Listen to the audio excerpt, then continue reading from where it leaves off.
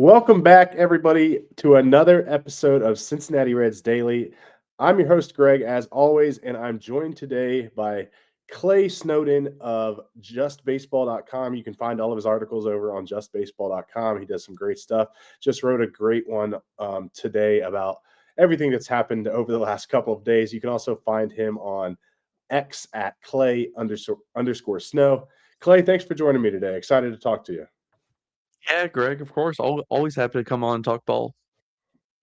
Awesome. Well, let's get into it. So, obviously, the big news of the week is Kyle Schwarber decided to go back to the Phillies and sign for 5 years, $150 million. The Reds apparently offered him 5 years, $125 million. And there were some reports out there that said he had some chance to make more. So, I'm not sure if that was, incentives or what that may have been. I don't know about you. When this news first came out, like when G Dub said around the All-Star break, Kyle Schwarber, how would you think about coming home to Cincinnati? I laughed it off immediately, and I was like, there's absolutely no chance the Reds shell up this kind of money. And I continued to do that at the beginning of the offseason. And then as things started, as all the rumors started, the national media started, and Sheldon said this isn't happening, and then all of a sudden he said, oh, this could happen. I started to get excited like all the other Reds fans out there. So what are your thoughts on how everything went down? What were your thoughts on just the Schwarber saga in general? Did you think they had a chance? Just kind of want to hear your thoughts on the Schwarber I job did as not a whole. allow I I did not allow myself to buy in at first, and probably over the last week or so, I started to buy in more and more. It was the perfect fit. Like this is exactly what the Reds needed: a proven power bat, an older person who would not take 7, 8 year deal type of a deal like a Kyle Tucker might, right? And he's a leader and a proven commodity in the clubhouse. Like everyone talks about how awesome he is in the clubhouse. Like the left-handed bat, which the Reds need, middle of the order, like everything fit. And then you add on top he's, a local kid. I thought that it made a ton of sense for the Reds. And I'm usually pretty level-minded when it comes to who's actually a fit or what actually makes sense. And this is a rare scenario where a top flight free agent literally made sense and was within the range of what I thought the Reds could offer. Now, granted, 125 million, the reported offer is still twice the size of the largest free agent ever signed by the Reds, which is why I was holding back at first, thinking this won't happen. It ultimately didn't happen, but the Reds, if true, the Reds offered a player $125 million. They missed out, and it's just it's a tough pill to swallow, but the Reds just are probably not going to be in that type of a boat for a while. Yeah, and I think I'm with you. Like that's that's what was shocking to me. Like I was like, there's no way the Reds are going to offer that kind of contract because, like you said, I think their biggest contract ever was 4 years, 64 million to Moose, which what a signing that was. And Um, and, and Castellanos that same year, okay, so he was the same. Yeah. Okay, so same deal, but he had the opt outs. opt out. Yep, and then obviously the Reds got Sal Stewart in that opt out with the competitive balance pick. But yeah, and to me, it's just like, so where do you stand on like, do you think just continuing the conversation, but do you think like, hey, if you're going to offer him 125, like why not just pony up the 5 extra mil a year and try to at least match the Phillies? Or do you think simply like 125, the Reds were always already completely stretching it? And we'll talk a little bit later about like ownership and money and all that kind of things. But like, because I'm almost to the point, like if you can find 125, you can find $5 million extra a year for a guy, like you said, that is literally the perfect fit. But where do you kind of stand on that? Yeah, what we don't know is what the offers looked like. Did they come in at 4 for 100 to begin? Got talked into 5 at 115, then 117, then 120, then 125, and they just said, "Listen, that's it." Like, is that what happened, or was Yeah. it here's 5, 125, take it or leave it? Um, 25 extra $1 million, like it is a lot of money for a team like the Reds, but like I said, this is a rare scenario. This is not something I would personally be like telling the Red or like, you know, I'm trying to think of how I want to phrase this. Every offseason, I don't sit here and pound the table. The Reds have to sign this big free agent. I Yeah, don't think right. that they should play in that sandbox that often, to be honest with you. As much as I'd like for them to, I don't think it's smart and what's best for the team long term. This is a rare scenario where it all matched up, where the other contracts on the team, the young players that you've been trading away talent in order to acquire and rebuilding, like those players are now at a point where they're good enough and have enough experience that a a trajectory upward is reasonable. We're not looking at year 1 or year 2 with rookie. Like, these are guys who have 2, 3 years in the league now, are kind of getting established, but they're still cheap. So the majority of that contract would have landed during a time where financially you'd be at a higher payroll, but still it wouldn't be like now there's the Ellie deal and now there's, Hunter Green's deal. Like there's not all of these deals stacking during that time frame. And the ones that do, it's for a year or two. So I just thought it lined up perfectly. I think that pushing that extra 25 is a pretty big deal. And the Phillies were aggressive. Credit to them. They got it done. Um, I'm starting to think, okay, now what do the Phillies do? Are the Phillies going to trade Alec Boehm or Bryson Stott? And like, are those any type of players the Reds want? I think Stott would be a player Terry Francona wants. Great defender at second, and makes a ton of contact, no power, but um, That's Chris Valaika's I guess dream. that's a yeah, exactly. Him and Nico Horner like have to be his favorite players, right? Just like good defenders, no power, slap the ball around. But yeah, to answer your question, the 25 million I do think is a pretty big jump for them. And what we also don't know is would the Phillies say, okay, here's 160? Like when does that stop? Yeah, you make a good point there because I do think I probably wasn't giving Philly enough credit in this scenario, but I'd seen it like Philly may have, yeah, they may have just kept saying like we're going to sign him. So you go 150 or we'll go 160, like and just um, so I do completely get that, but it just to me what it also did to me is like I look back at all. I think there were some signings at the time. I was like, oh, whatever, no big deal. But now you look at all these other signings the Reds have made, or like trading for Brian Hayes, who has a decently big contract on his hands, for a guy who doesn't really hit, or we're signing Jose Trevino for a $15 million deal as a backup catcher, or the Candy deal. They're paying him, I think, 15 million and then 3 million on the opt or the buyout clause. So they're paying him $18 million to not play. You just look at all these deals and you're like, I get like the Reds have to, play in the waters of giving guys like Jamie Candelario deals every once in a while, or Mike Moustakas, and hope it just went completely poorly. But like you just look at all these deals now when you're like, if we had 5 million more a year, what could we have done? Or 10 million more a year? Like, could we have outbid the Phillies? But it's just interesting to look back at all these deals that at the time I was like, whatever. And then you look back and you're like, man, these are some terrible deals.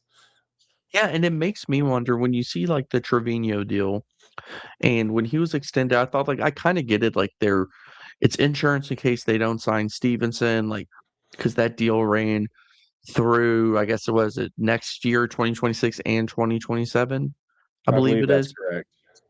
And Stevenson's up after this year. But then you look at Lux and you look at some of these other kind of $4, $8 million, Hayes is Cabrian Hayes is at 8 million a year, I believe. So like I think that's where they're trying to be, is signing players in that 3 to 10, maybe $12 million range, which in this day and age, like you're going to get players who are either more role players like Andujar, for instance, or you may be getting players that are on a bounce back 1 year prove a deal. But even then, like Michael Conforto got $17 million to fit that bill. Like Yeah. they And didn't was get terrible. Max Kepler, and Kepler was within that range of 12 million too. Like, so I want to say that, and I want to believe that those are the players they want, but I'm wondering if those are the players that they selectively get instead of filling left field with a $8 to $12 million player. Do they say we want 3 or 4 of those on the roster and everyone else is lower? And that's the scary part. Yeah, 100%. All right. Well, here's another thing that came up yesterday, and this I think this probably as a Reds fan. Obviously, I write about the Reds, but to my core, I am a Reds fan and a diehard Reds fan. I'm not afraid to admit that. But after everything went down yesterday, there was a report that came out and said sources are saying the Reds are not expected to go after any other big name free agents, although they were ready to commit again 25 million a year to Schwarber. Before you give your thoughts on this, I want to read a quote from Krall today, kind of pushing back on this notion because obviously the Reds got a ton of pushback yesterday, including from a couple of your colleagues at Just Baseball, which I loved their rant. But here was Krall's quote today. He said, "I never said we were going to extend payroll.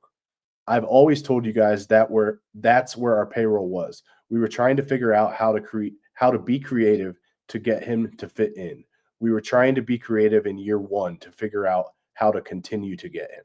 So it sounds like they were trying to be, there was probably a lot of deferrals in there.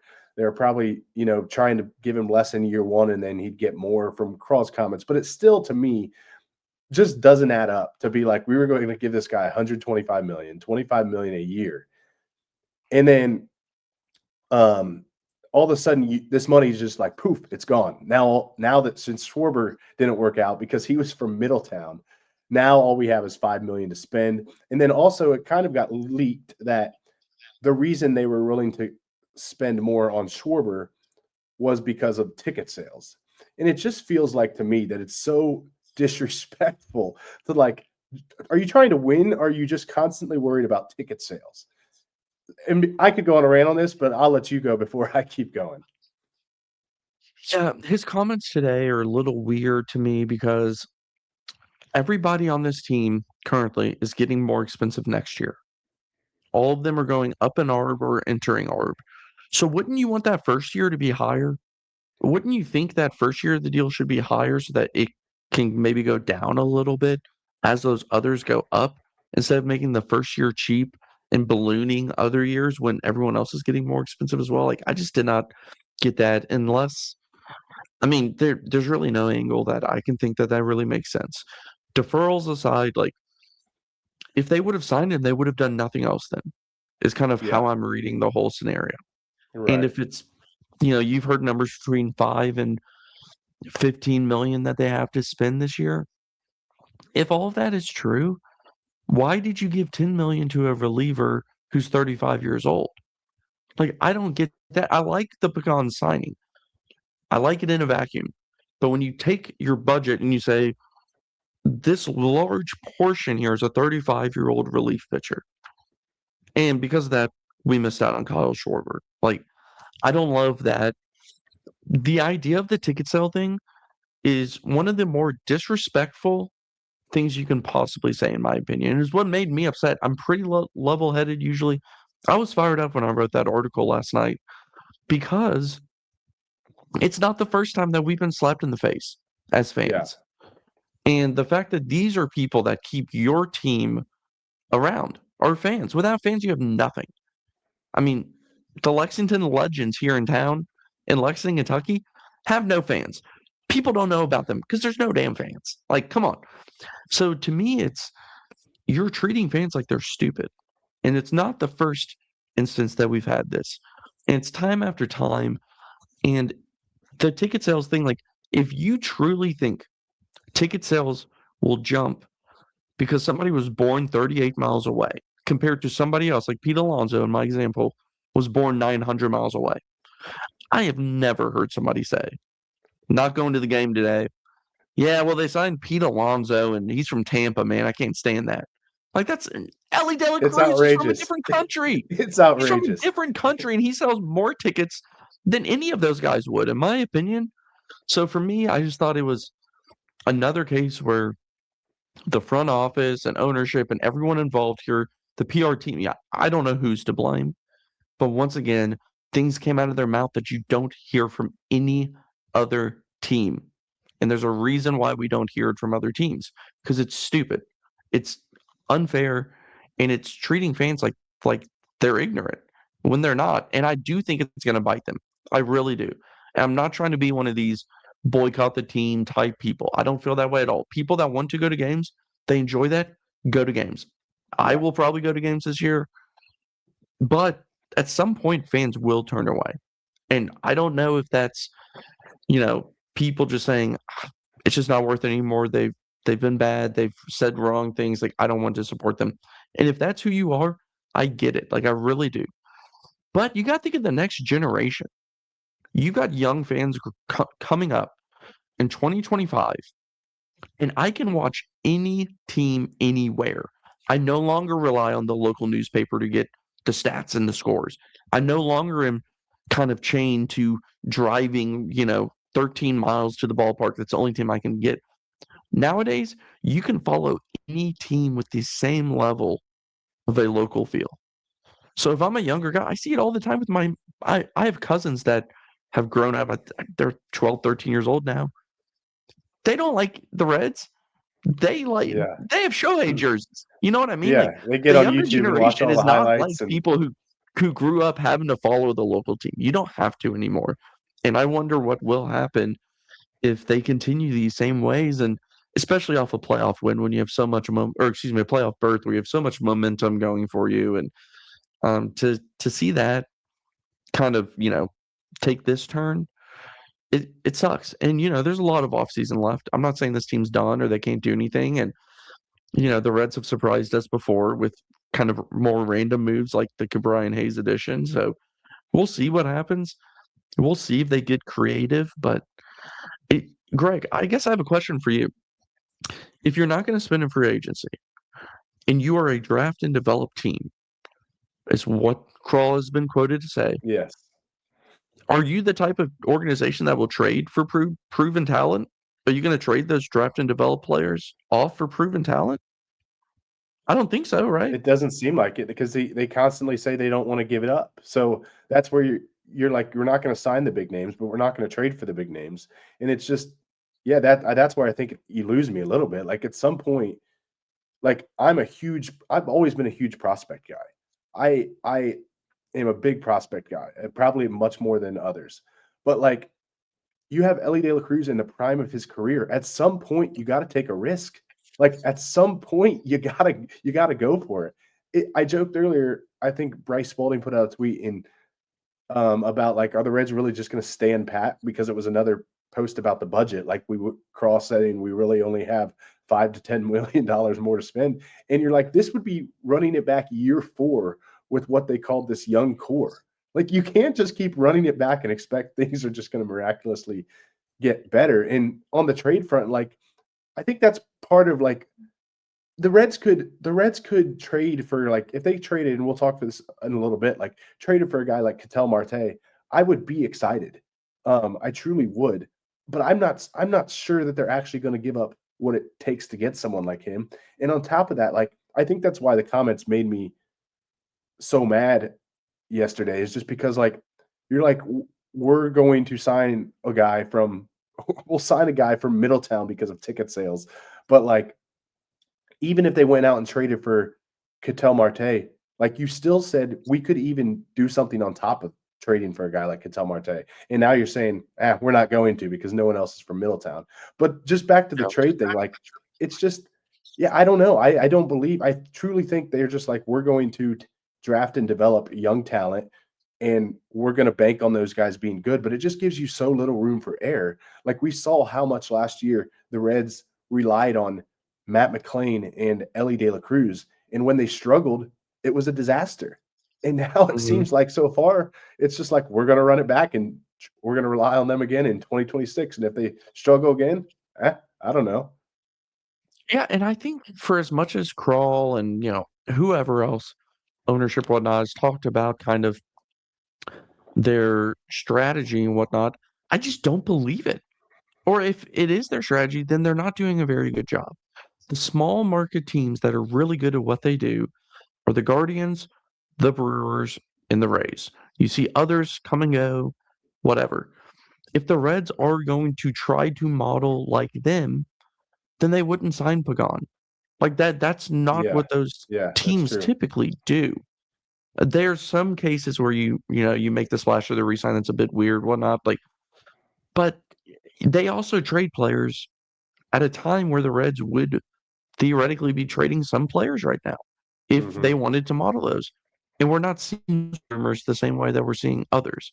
So to me, it feels a little bit like they're not quite doing the entire Rays thing where they're trading players with X, Y, and Z years of control and constantly retooling and getting young and cheap and doing it at a good clip. I don't think that they would be very good at that overall. They're not signing anyone either. It's like their team identity or their front office identity isn't really there right now. And if they want to live in a world where they go in these directions, then you wouldn't be trading for Ketel Marte either, who they've been Yeah. rumored to be connected with. Like, that's my thing. Is the messaging does not meet what we're hearing, what we're seeing, and what they're showing us throughout history, recent history as well. Like, I don't think you would trade for Cabrian Hayes. Like, I don't think those teams would typically Yeah. trade for Cabrian Hayes. And I don't even hate that trade. Like, I wouldn't have done it. It's not what I preferred, but like, I kind of got it. Like, I get what they're trying to do. But if you're going to trade for a player like that, you have to add offense. And it doesn't sound like they're going to be able to pony up the money or prospects to get the impact back. Yeah, and I thought of this earlier and I forgot to say it, but another guy they were linked to earlier this week was Jake Myers, the Astros center fielder, who was another guy who like he can't hit. He had a good year last year, but like 3 out of the last 4 years, he's had an OPS under 700. But he's a good defender, and I think he makes some contact. I didn't look into his numbers too Yeah. much, but like He's it's fine. like Yeah, yeah, it, he's a but you can't fine have player. 5 of He's those on the exact team. No, and that's what I was about to say. He's exactly Yeah, the level of player, maybe even a tick below of what we've had recently, which is fourth outfielders filling the outfield. yeah, And that's my biggest concern right now is, the way that they were talking about Blake Dunn, like I think it was a Charlie article that I was reading today about yes, Blake Dunn, and they were like praising him.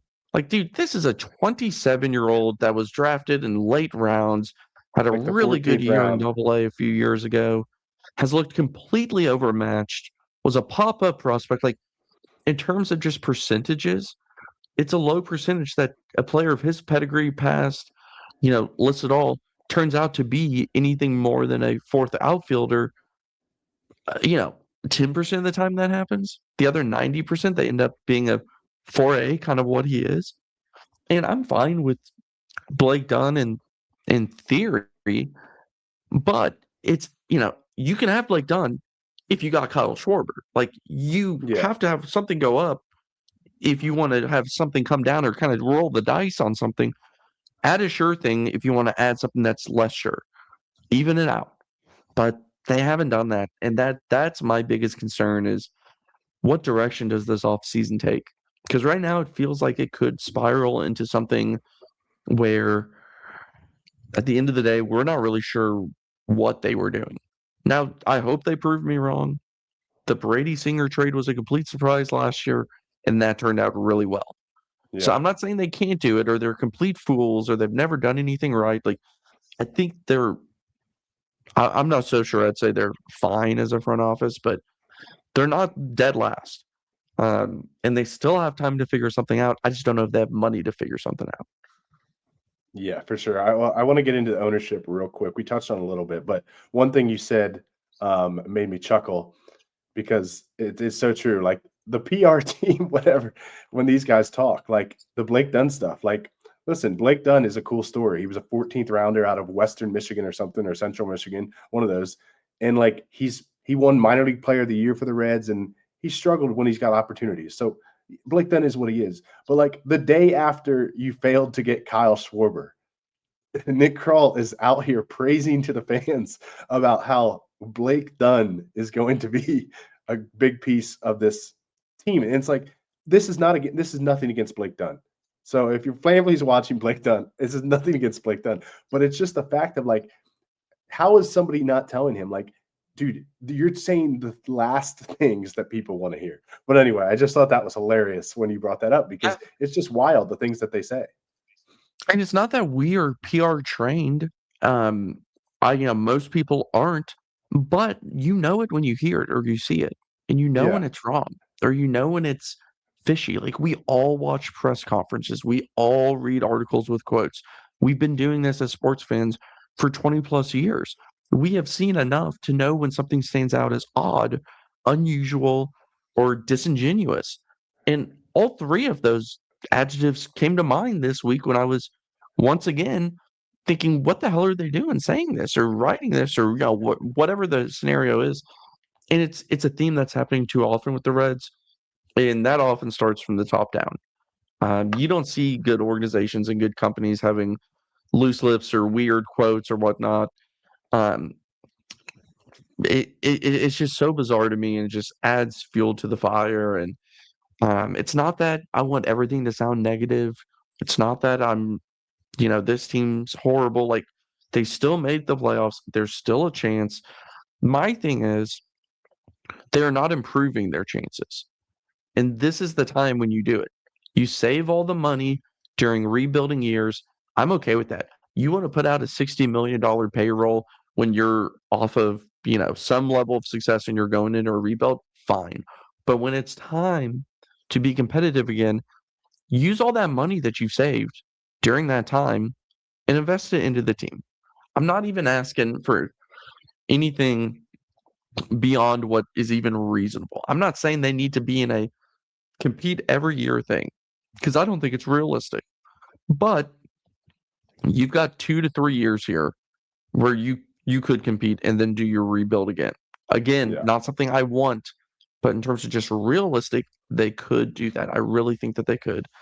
And they haven't. In 2027, potential lockout, like, yeah, that could play into something. We'll see. We won't really know until then, or we won't really know until we see what the rest of the free agent market looks like. But it's not it so far we haven't seen anything that indicates that 2027 will cause this huge issue. I mean, Dylan Cease got over $200 million. Like, I don't think 2027 is impacting that. Yeah. Yeah, for sure. All right. Well, we touched on this a little bit, but I just wanted to, in case anyone missed these comments, or just I want to just touch on these comments because these are just more comments that just kind of I kind of took the wrong way, where it made me feel like this is ridiculous. But Nick Krall yesterday once again came out and had some interesting comments on the ownership, and these were the ones that I think your Just Baseball colleagues kind of went off at. But he said, "I think people look at every aspect where we can." He's told this in a Mark Sheldon article. He said, "Our ownership group puts everything back into the team every year. They try to figure out how to break even every year. That's how we budget. We're trying to figure out how to best utilize that budget for the big league club." So for me, I think the reason this just turns me the wrong way is that you have millionaires. I know the Reds aren't one of the the Reds are one of the Castellinis and the ownership group. Like, they're not one of the biggest, um, like, owners in majors. I think they're near last. They might be dead last. They're in the Yeah. bottom five. So, but like, even then, I struggle hearing millionaires because they are millionaires. They're not billionaires, but they're millionaires. I struggle to hear that quote and even like just take it for what it is. If it's truly true, like, show me your books. If it's not true, I don't know. I don't know. But I just struggle to hear we're just trying to break even. Fans want to hear that you're trying to win. Fans want to hear, and this goes back to the ticket sales thing. Like, fans, if you win, people will buy tickets. It's not because Kyle Schwarber is from Middletown. So to me, it's just like, we don't want to hear this. It just goes back to the PR thing of like, we don't care about ownership and the millionaires that are involved in ownership breaking even. I promise fans do not care about that. But it's just another, to me, it's just another thing of PR disaster of like, why are they saying this? So just what are your Yeah. thoughts on that quote? Yeah, and it's just another reminder, and I know I've said this on podcasts before, like, they don't have to tell us anything. They do not Right. have to say anything. And there's teams that don't. They have their canned sentences, they move on. Why they continue to say things that are just ludicrous, I do not know. Like, It's you'd think crazy. they'd figure it out. But to me, like, and I don't want to get into the whole like sell the team thing. But if you have a business that's struggling to break even, year after year, and you could sell it and get hundreds and hundreds of millions of dollars, and then you don't have to worry about it breaking even. Like that just seems like the most reasonable path, or like kind of a Yeah, cheat code, right? Like, hey, instead of worrying about breaking even, you could have hundreds of millions of dollars, yeah. Go and sit on the beach. just yeah. Like I don't understand that. So to me, it's just so absurd. And once again, is another thing where they think they were stupid. Like they Yeah, really think they were stupid and that they are struggling to break even. And if they are, cool, show us. Like you can put out some type of, and I know they won't, and no team really does this voluntarily. So like it's getting a little absurd for me, but like so is saying where are you going to go, and kind of telling fans that we could move the team if you all aren't careful. Like that's absurd too. So if we want to be absurd, like put out the financial statements in some order. If it's such a burden that owning this team is a struggle, I just don't believe it. I don't. I yeah, think that they do fine. I don't think that they do amazing. I think that they do fine. And I think at the end of the day, they realize that we don't have to spend. Like we just don't have to. So we won't. And there's a lot of teams in baseball doing this. It's not just the Reds. There's far yeah. too many. 100%. The other teams don't get nearly the backlash, in my opinion, because in seasons like this, they sign somebody or they spend a little bit more, and it kind of buys them the grace of fans at certain times. But it's hard to see the Pirates and the Reds and these same rumors this year, and the Pirates are getting more, and the Pirates are also offering, and they're signing some players and whatnot. And that just adds to it. But yeah, overall, if you're struggling to break even, like I guarantee somebody will buy your team, and you don't have to worry about it anymore. Yeah, you'll be plenty fine. I saw a quote. You're so right, and there's a million teams doing this, and it's just they don't come out and say these stupid things that make everybody mad. But like I saw a quote tweet from Jared Carabas today about the Red Sox. He was all mad that they lowballed Pete Alonso in their offer, and he's like, "We're supposed to spend with the big boys," and blah blah blah blah blah. You think the Red Sox?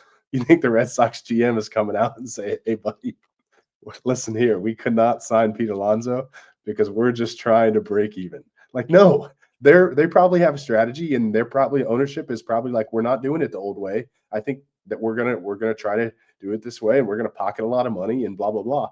But it's like just they open themselves up for criticism when you just say stuff like that.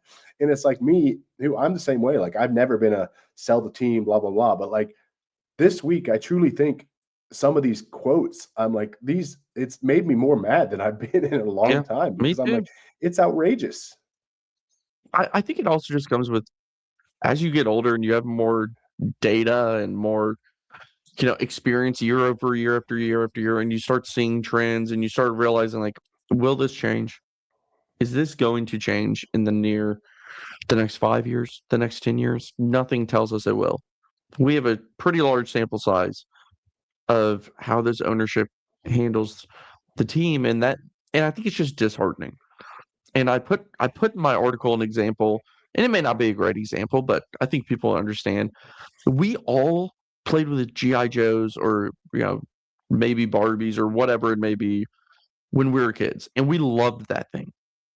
But at some point, it did not develop into anything more than a lifeless doll. And at some point, we realized there's other things I can do with my time. And you grew out of it and you moved on from it. The Reds right now have not changed at all in 20 years.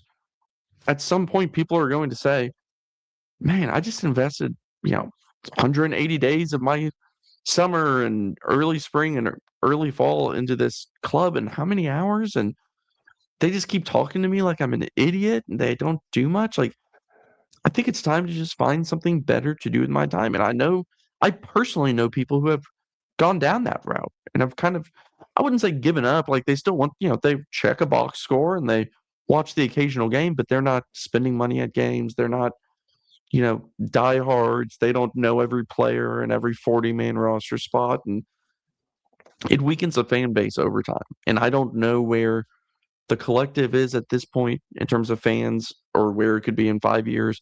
I really do think that like they did the right thing with Joey Votto, generational talent, signed him, kept him around. Ellie has caught a lot of eyes, and Ellie has caught a lot of fans and re-engaged some fans I'm not saying he's a superstar yet, but he is the type of player that if he comes through and walks and whatnot, it's just gonna really be difficult for some fans to continue on in the same level of passion. I'm not saying they're totally go against the Reds, but I get it. Like at some point, enough's enough, and you just have better ways to spend time. Yeah, 100% agree. I think that's well said. All right. Moving past some of the negativity, I try not to be super negative, but I think a lot of that was warranted. And I'm not, I don't think it does nobody any good to shy away from it. I think we're trying to talk about how a lot of Reds fans are feeling right now. And I think that's just the honest truth of how the past couple days have gone. So, um, this morning, the Reds were rumored to be looking at possibly trading for Ketel Marte from the Diamondbacks and Brandon Lowe from the Rays. Are your thoughts on this? Do you think, because this is again just based on the comments, part of me, the first thing I thought, I was like, is this just the Reds leaking this to be like try to save face after the Schwarber nightmare? Do you think it's any of that? You think it's legitimate? And then how would you feel about either Marte or Lowe? Yeah, I think the Marte is incredible. Like I would love that. I would completely change pretty much everything I've just said over the past 35 minutes because it's evidence. It's not because I'm a Debbie Downer and I just want everything to be negative. It's because we need evidence first, and we haven't gotten that evidence recently. So Cattell Marte would be great. I don't know what that package would look like. It would be a lot, and I think that that's okay. Like it's okay to trade some prospects. Keep in mind, if you are draft and development and that's your whole focus, then you better be really good at it. And if you're really good at it, guess what? Next year, the year after that, the year after that, there's a draft and you get to develop, you get to reload your prospects. So if that's your brand and that's what you're going to hang your hat on, we're draft and develop, then be really good at it. And you don't care as much about trading prospects. But I guess that's neither here nor there. Brandon Lau, there's a Josh Lowe, Brandon Lau, spelled the same way, last Got name. it. Got it. And I cannot remember if it's Brandon Lowe, Brandon Lau, Josh Lowe, Josh Lau. I think it's Brandon Lau. I I think always now that forget you this. say Lau, I think it is Lau. I Yeah, I think you're always right in that. forget it. I every time I write about these guys, I have to try to remind myself, but I think he's kind of the perfect reasonable get. Last year of team control, I think it's $11 million. He's not a good defender. He's a platoon bat, and he doesn't do much besides hit for power. Okay, like the Reds are going to be in on flawed players. We know that. He's a flawed player, sure, but he's a proven vet. I think he could hit 30 or more home runs in Great American Ballpark. I think he could DH, and you don't have to worry about it as much. Essentially, do what you did with Gavin Lux. Like, Yeah. DH him. He also provides insurance for Matt McLain. If Matt McLain isn't good again at second, you now have a guy who's played, you know, 5, 6 years of second base.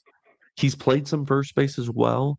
So you have some insurance there if, the litany of players don't work out. So, like, to me, it's a good fit. It's a lefty bat, middle of the order, 1 year of control, $11 million. Like, it fits in that budget too. So if you have him, you likely don't have Lux on the roster anymore. So, like, you Yeah. trade off Lux. I don't know why they even tendered him a contract. Excuse me. So I like both fits. I think Brandon Lau is probably the more reasonable in terms of just like what could actually happen, considering the cost to acquire as well. I don't know if the Reds will give up the prospects just because we haven't seen them do that. When was the last time they did something like that? It's been a very long time since you've traded Matt that level of Matt prospects. Latos Matt Latos trade maybe? Yeah, Has it been since then 20, maybe? what 2012 was or that? something? I think 2010, 20, something yeah, like that. something in there. They gave up Grandal. I mean, I guess they did give up Taylor Trammell was their one of their top prospect in that big deal, but he was not like a national. He was not like a. I don't think he was like He the was guy. around top 100, but like still, like I think Marte would cost more than those deals. Like it would be a lot. It would be closer Yeah, to the Matt Latos type of impact, and that was quite a long time ago. So it's hard for me to say that they will do that just because we haven't seen them do it recently. yeah. And there's been scenarios where it did make sense for them to acquire, and they just haven't. The only thing about I'm all for Marte. I'm with you. I don't think ultimately they'll do it. I think he would be incredible. I mean, we were talking about I'm looking on Baseball Reference, 4.9 WAR in 2023, 6.8 WAR in 2024, 4.4 WAR in 2025. Like his OPS has been 893 and 932 the last 2 years. Like that is a ridiculously good offensive player. And that is what the Reds need. The one thing I've seen that the Diamondbacks are kind of looking for is major league ready starting pitching. So I almost wouldn't I wonder if they would do like you wouldn't have to give up the prospect capital. I'm sure you'd still have to give up one or two. And pair that with someone like I don't know, like a Nick Lodolo, or I don't think Brady Singer would get it done. But what do you think? No, I don't know. I don't and think trading Green makes sense, but obviously that's been floated out there. no, I wouldn't trade Green in that scenario. I would trade any of the other pitchers, and that's where it gets complicated because like when it comes to trading pitchers, and why I think it won't happen, it's impossible to sign a pitcher here. Like, how Yeah, often do you get a good pitcher signed here? It doesn't happen. It does not happen. and the Trading front for office has starting been saying pitchers, that all off season. They've had quotes out yeah. there like basically saying we're probably not going to trade a pitcher. So you can't trade Hunter Green because he's one of those rare occasions where the stars aligned and you drafted, developed, and signed at a good contract for multiple years a starting pitcher of a high caliber. Like it's it's not that I don't think the value of Hunter Green and the value of Ketel Marte match. It's the value to the Reds of Hunter Green is so high because of how hard it is to get that player in Cincinnati that I don't think you can do it. So that's where it gets hard and why I don't think the trade happens is because Ketel Marte is going to take a really good pitcher. And now if you start moving Lodolo and plus all the prospects it's going to cost, well, now you also have to sign a starting pitcher to backfill.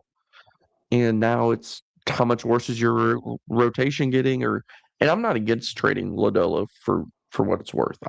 I think it's a good time to trade him if the deal made sense. So like if he was part of a deal with some high level prospects going to Arizona, okay, but I don't know why I wouldn't ask for Chase Burns if I'm Arizona. Like, Arizona, okay, yeah. you don't want to give up Hunter Green, then you have to give us the second highest ceiling guy, and the Reds will say no. Yeah, So totally it's stalemate. agree. And looking back at the pitching, like all we have to do is look at last year. The Reds, everyone thought the Reds had so much pitching depth, and then Brandon Williamson out for the year. Rhett Lauder ended up not pitching a single game. Hunter Green missed however long during the season. Nick Lodolo still had a couple stints on the IL. Chase Burns late in the year had stints on the IL. They had Zach Littell. They acquired Zach Littell at the deadline just to kind of get by, so they could put Martinez back in the bullpen. So like that showed itself last year. Like pitchers always get hurt. So I think that's Mm, a great point. And then on Brandon Lowe, I'm all for him too. I don't love getting guys that are only going to be there for 1 year, just because you have to give up sometimes. Depending what you give up, it's like for 1 year, is it worth it type of thing. Um, but again, you're talking about a guy who he's hit 31, 21, and 21 home runs over the last 3 seasons. The Reds leaders in home runs last season were 22 and 21. So like he's instantly a guy that's right there at the top um, of like you could put in the middle of the lineup. And frankly, yeah, he's terrible defensively, but like I really don't care that he's terrible like defense. I want to yeah, he's bat good so bad on PH. this team. Yeah, exactly. And like I want to bat so bad on this team. I'm like, I'll take one person that's terrible defensively if they can hit the ball. Um, Yeah, but just the last thing on that, and then we'll get you out of here. This has been awesome. If someone let's go back to the Marte, because obviously someone like Marte is it would cost a lot, like we've been saying. I think my list of people that I'd say are kind of untouchable was like Sal Stewart, Ellie, obviously, Hunter Green, Chase Burns, and I think I put Alfredo Duno on there. Um, just because I think he, as a catcher, he has the potential to be an absolute star, even though he's so young. I just think he's a scary one to possibly give up. But who would you say your list of like guys that are off limits completely are on a deal for like someone like Ketel Marte? see, that's the hard part is all of those guys should be able to be involved in a Marte deal, and that's why we have them off limits because those are the only ones that sting, right? Like all the That's other true. ones, Yeah. you could talk yourself around it, which is why it won't happen because there's a reason those other guys are touchable, if you will, Yeah. which sounds weird, but like there's a reason why, right? And for me, it's the same list. Alfredo Duna, like super good player. I was kind of lower, not lower on him. I just wasn't buying into the hype the same way. And this is usually a common theme with me is I just don't until they show it in, I'm not gonna ever get worked up about complex numbers. Ever. Yeah. Yeah. Like that does not matter to me at all. So like, the hype during the complex, I was more like, let's just wait and see. The defense had some ways to go. He improved a lot last year and completely changed how I feel about him. I still think I would trade him. I think that's the one that I would trade in order to get Ketel Marte or, that level of player with multiple years. Yeah. I He's under think I would contract trade through him. Marte's under contract for through 2031. So Yeah. you're getting, So I mean, yeah. I would trade him for that. And the reason why is because this is almost gonna like contradict myself in a way, but the Reds do not develop catchers very well. Like they just haven't. It just hasn't worked out. It's been And bad. I don't know if I'm just butthurt and like kind of scarred and thinking like there's a chance that he doesn't develop. But I do think he's going to be pretty heavy reliance on power. And we often see those type of players sometimes flame out pretty quickly. So I think I wouldn't say boomer bust, but I do think that he's the highest ceiling of a player that I have the most concern about the floor, if that makes sense. So I do think he's a high ceiling player. I also think that there's a scenario where his floor is not as high as some of the other players who also have a high ceiling. Yeah, yeah, no, that makes sense, and you're totally right in, like, the list that I'd say are untouchables, like, there's a reason, right? Like, It's you can funny take how Chase everyone Petty wants to you can trade take Chase Chase Petty Petty. all day Yeah, that, long. that that's the name I was gonna say. Everyone's Yeah, like, "Hey, you know what'd be great is if we trade Chase Petty for this star." It's like, CES is yeah, always in there. there's a Yeah, reason. throw a CES in there, CES, there's always the same names, but yeah, you're totally right, but Clay, this has been awesome. I appreciate your time and your always, willingness to come on, so thanks for coming on. Yeah, thanks for having me. I'm sure I went over the time limit. I tend to ramble, but it's all fun. No, this has been great. Everyone, you can go read Clay's stuff, like I said, at justbaseball.com. Like I said, he put out an article yesterday, Tuesday, for whatever day you're watching this, about kind of the Reds' last couple days.